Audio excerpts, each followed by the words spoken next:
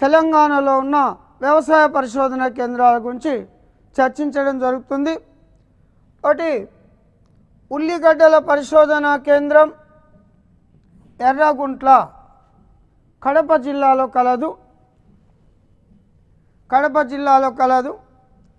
పత్తి పరిశోధనా కేంద్రం నంద్యాల కర్నూలు జిల్లాలో కలదు. మిర్చి పరిశోధనా కేంద్రం లాం గుంటూరులో కలదు.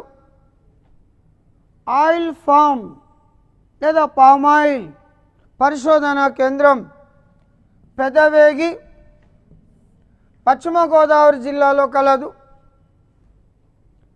అరటి పరిశోధనా కేంద్రం కొవ్వూరు పశ్చిమ గోదావరి జిల్లాలో కలదు. కొబ్బరి పరిశోధనా కేంద్రం అంబాజీపేట తూర్పు గోదావరి జిల్లాలో కలదు. వరి పరిశోధనా కేంద్రం మాట్టేరు